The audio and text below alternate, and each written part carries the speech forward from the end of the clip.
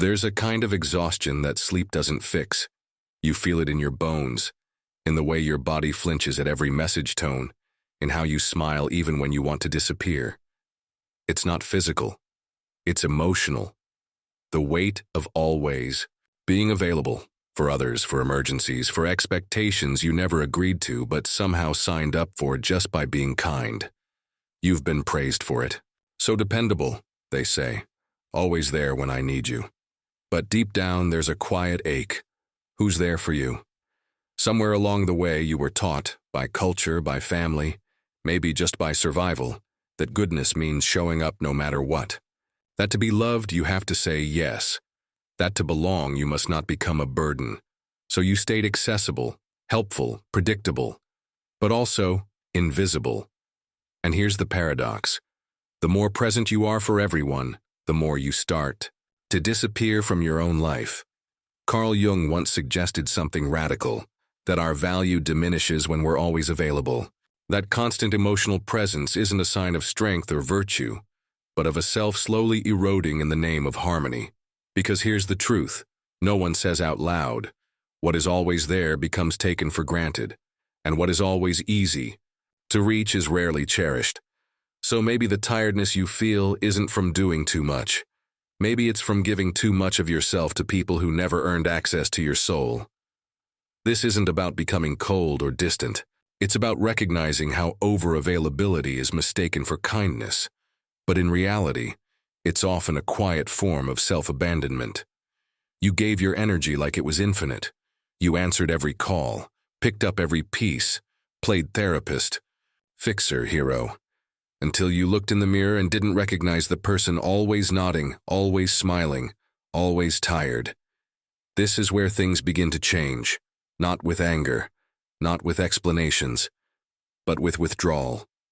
Not to punish anyone, but to finally meet yourself. Because when you stop being available, everything changes. You don't always realize when it starts. It's not a sudden collapse, it's a slow leak. A text you answer even though you're falling apart. A favor you agree to with a tight smile. A night you stay up listening to someone's crisis when no one's asked how you're doing in weeks. That's the thing about emotional burnout. It doesn't arrive as fire. It arrives as erosion. And you keep giving. Not because you don't know how to stop, but because somewhere deep down, you were taught that stopping means losing love. Most of us were raised with the belief that being good meant being useful. Not necessarily happy or fulfilled or seen, just useful. You were rewarded for helping, praised for being the strong one, and subtly punished through withdrawal, disapproval, or guilt when you set boundaries. So you learned to overextend. You learned to anticipate needs, to apologize for being tired, to soften your voice so others wouldn't feel uncomfortable. You became a translator of other people's moods, an emotional EMT, rushing to every scene even when you were bleeding. 2. But here's the truth, kindness without boundaries is not virtue. It's self-sacrifice dressed in polite words. And the most dangerous part? You don't notice you're being emotionally used because it never looks cruel. It looks like friendship, like being needed, like being important. But there's a difference between being needed and being valued. And many of us are trapped in relationships, romantic, familial, professional, where we are essential but not loved. We become emotional vending machines. Insert crisis, get validation. And when the machine stops working, when we go silent, tired, or unavailable, it's not concern that others express. It's frustration. Because the function we played is now gone. That's when you realize they didn't love you. They loved your usefulness. Carl Jung's theory of the persona explains this well. It's the mask we wear to be acceptable in society, the role we play to be liked, respected, included. But the more you invest in that mask, the more distant you become from your real self. You say it's fine when you're actually drowning. You smile at family gatherings while shrinking inside. You give advice while ignoring the emptiness in your own chest. You say yes because saying no feels like betrayal, even when the real betrayal is the one you commit against yourself. These aren't dramatic betrayals. They're subtle daily moments where you trade truth for peace, where you stay silent to keep the mood light, where you show up even when your soul is begging you to rest. And over time, that becomes your identity. The one who never says no, never complains, never needs anything, until one day the silence becomes unbearable. You sit in your car for an extra 10 minutes before going inside. You flinch when your phone rings. You fantasize, not about a vacation, but about disappearing entirely. This is emotional bankruptcy, when you've given out so many pieces of yourself that there's nothing left to spend, and no one around you notices because they're still asking for more. But it's not their fault entirely. You trained them. You taught them that you'd always be there. You responded at midnight. You said, "Don't worry about it." You showed up when you were sick, broken, or barely holding on. They believed you because you made it look easy. And now, if you stop, it feels like the world will collapse. But here's the question no one asks you. What if it does?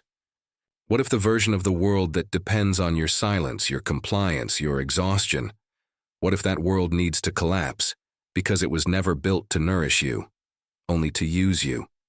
The first signs of burnout aren't loud. They're quiet. A sharp tone in your voice when you didn't mean it. A growing resentment you try to suppress. An inability to enjoy anything. Not because life is bad, but because you're too drained to feel good. And then comes self-erasure. You stop sharing what you think. You stop expressing what you need.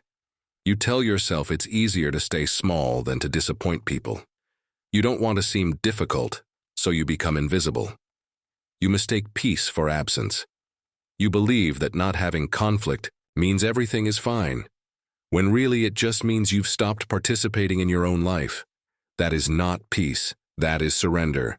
And it is exactly what so many of us are living every day, in homes and jobs and friendships that quietly demand our obedience in exchange for belonging. But you don't have to stay in this pattern. The first step isn't a grand declaration.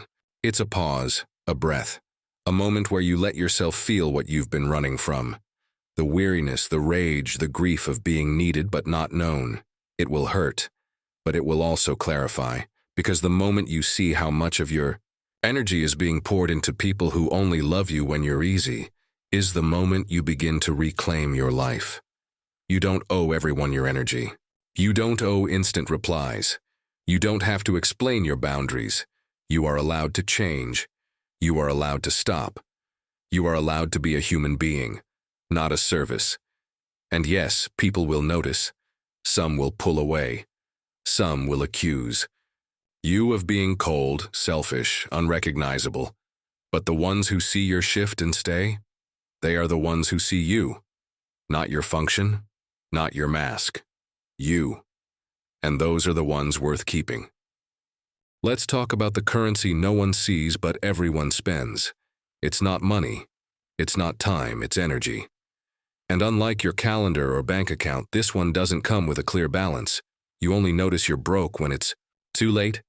When your mind is foggy, your heart feels hollow, and even small decisions feel unbearable. Carl Jung called it psychic energy. Not some mystical force, but a very real and measurable vitality that fuels your attention, your emotions, your responses. Every thought you obsess over, every argument you replay, every person you try to please. It all costs something, and most of us are bankrupt before noon. The thing is, the world isn't designed to help you protect that energy. In fact, it thrives on your reaction. Because your reaction is power. Your yes feeds systems. Your guilt keeps the wheel turning. Your emotional labor oils the gears of relationships where you're doing all the heavy lifting. And the worst part? The ones who use your energy most often aren't evil. They're not monsters. They're people who learn to survive by outsourcing their emotional stability. And you, kind, reliable, always there you, became their favorite supplier. They don't want you. They want your reaction. Because as long as you're reacting, you're predictable, controllable, available. That's why silence is terrifying to controlling people. Not because they miss you, but because your absence forces them to face their own emptiness. You've felt it before. That tension when you don't reply right away. The shift in tone when you say, I need space. The accusations. You've changed. You're being cold. You think you're better now. But what's really happening is this. The narrative they built, where you play the fixer, the empath, the savior, is crumbling, and they're panicking. Because without your constant reactions, they're left alone with something they've avoided their whole lives, their own unresolved self. You see, people don't just use your time. They use your identity. They use your patterns, and they feed off your consistency. The moment you break the pattern, even slightly, they feel betrayed. Not because you hurt them, but because you stopped playing the role. Let that sink in. Many people don't relate to you. They relate to the function you serve in their story. The comforting listener, the reliable helper, the forgiving partner, the one who always understands. But here's the brutal truth. If the love you receive is contingent on you staying emotionally available at all costs, then it isn't love. It's dependency in disguise. And if you've felt drained lately, like you have nothing left to give, maybe it's because you're still trying to earn affection through usefulness. So let's ask the real question. Where is your energy going? Because energy doesn't just vanish, it leaks. Through texts you didn't want to answer, through favors you didn't want to do, through smiles you faked at gatherings where you felt like a ghost. And the more you leak, the more invisible you become. That's what Jung meant when he said, "That which you resist persists." The more you avoid saying no, the more people expect a yes. The more you avoid setting boundaries, the more you're blamed when you finally try. You cannot earn your way into peace. You can only choose it. But that choice comes at a cost. Because the moment you become selective with your energy, everything changes. People you've comforted will say you're selfish. People who leaned on your availability will accuse you of being distant. People who depended on your validation will say you're arrogant now. But this isn't about ego. It's about economics. And you've been overspending on relationships that never gave you a return. Imagine your psychic energy as a daily budget. What would happen if, for 1 week, you only invested it in what genuinely nourishes you? What if you paused before responding? What if you chose silence instead of explanation? What if you stopped showing up for people who only show up when they need something? It's not about cutting people off. It's about no longer bleeding for people who wouldn't offer you a bandage. Because here's the secret. Silence is power, not the silence of bitterness or punishment, but the silence of awareness. The silence of choosing not to be baited. The silence that says, I see the game, and I'm not playing anymore. This silence is terrifying to people who only understand connection through chaos. Because when you no longer feed the loop, when you stop defending yourself, stop fixing everything, stop reacting, they have nothing to push against. And without your energy, their manipulation collapses. They may lash out. They may guilt trip. They may say, you've changed. And you have. You've stopped leaking. You've stopped justifying your boundaries.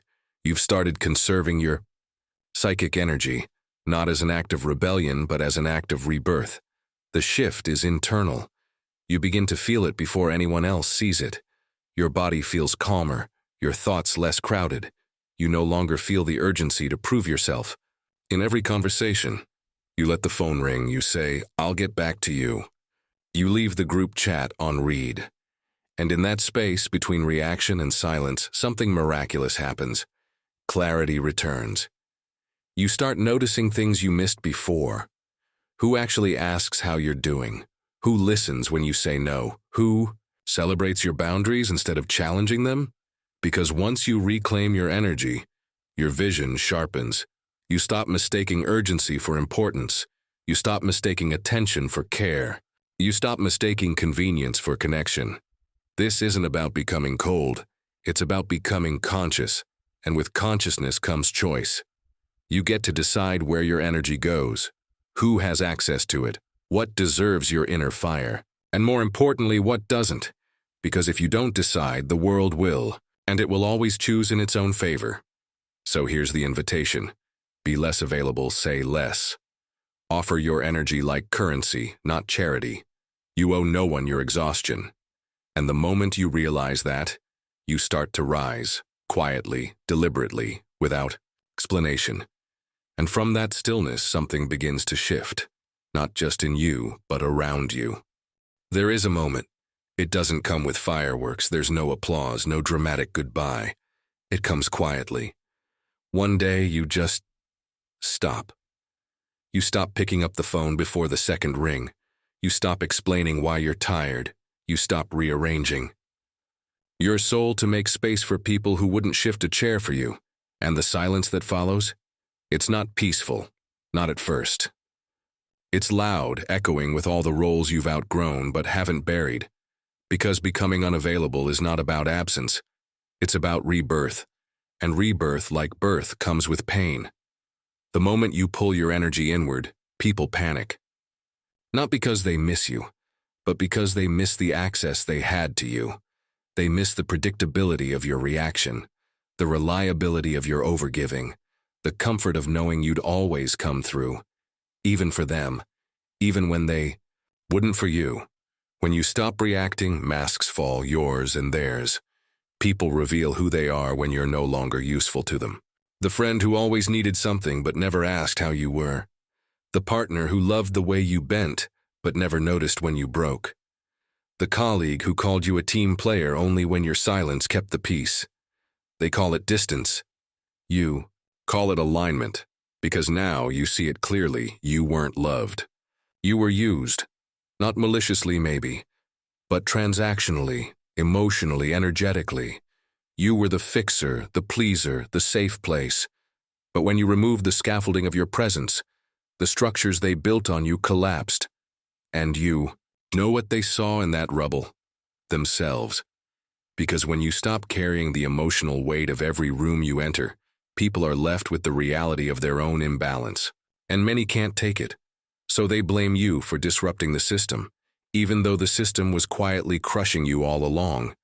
They'll say you've changed, and they're right. You are no longer available for dysfunction disguised as love. You are no longer reachable by guilt. You are no longer on call for every emotional fire you didn't start. But this shift isn't easy. You will grieve. You'll grieve the friendships that fade when you set boundaries. You'll grieve the version of you that said yes out of fear. You'll grieve the chaos that once made you feel needed, even as it broke you. And in that grieving, you'll be tempted to go back, to send the text, to explain yourself, to soften the silence with noise.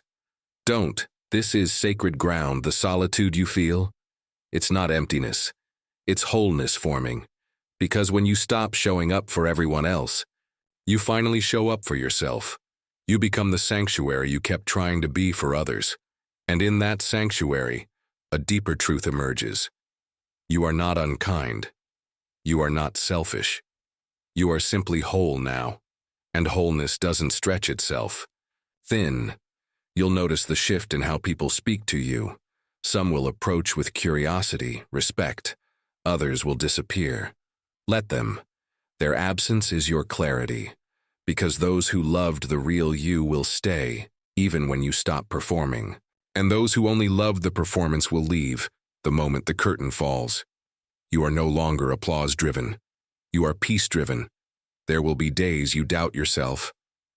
But keep choosing silence over self-erasure, stillness over chasing, boundaries over burning. Because what waits on the other side of unavailability is not loneliness, it's liberation. No longer tangled in others' chaos, you finally feel your own rhythm. No longer flooded with outside voices, you can hear your own again. That's not distance, that's sovereignty. And when you meet the world again, on your terms, with your pace, your truth, those who never truly saw you will say you've disappeared. But the ones who feel you now, they'll say you've finally arrived. There's a moment after the storm, when the noise has settled. When no one's calling, no one's asking, no one's expecting. At first, it feels like emptiness. But listen closely. It's not absence. It's peace. And peace, real peace, has a price. You lose the comfort of chaos. You lose the identity built on being needed. You lose the illusion that being available all the time means being loved. You lose people, but you find yourself. You begin to understand what Carl Jung meant by becoming whole. That wholeness isn't applause. It isn't people-pleasing. It isn't presence without purpose. Wholeness is when you are no longer at war within yourself, just to be accepted by the world. It's the quiet that doesn't need explanation. The no that doesn't require guilt. The boundary that doesn't shake when pushed. And in this space, where you are no longer reacting, no longer performing, you begin to exist, fully, authentically, finally. But the world won't clap. For this version of you, people will say you're distant. They'll say you've changed. They'll say you're selfish, because they miss the version of you that made their life easier. Let them misunderstand you. Let them whisper. Let them walk away, because the ones who matter won't be disturbed by your silence. They'll feel your presence more deeply in it. You don't owe the world your exhaustion. You don't owe anyone access to your peace. And if that makes you less available, good. Because being available to everyone meant being absent from yourself. Now you are back. Not louder, not more visible, just real. So let the world adjust to this new version of you, the one who doesn't chase, the one who doesn't explain, the one who doesn't shrink. And if in this stillness you feel a little alone, know this. It's not loneliness. It's the sacred space where power is rebuilt, where clarity is born, where freedom begins. So here's the question I leave with. Are you willing to be misunderstood in order to finally be whole? Because when you stop being available, everything changes, and in the next part, we'll explore what happens after the silence, how the world begins to bend around your presence, once you no longer give it away. So stay close, and until then, choose your peace, even if it costs your comfort, especially if it costs your comfort.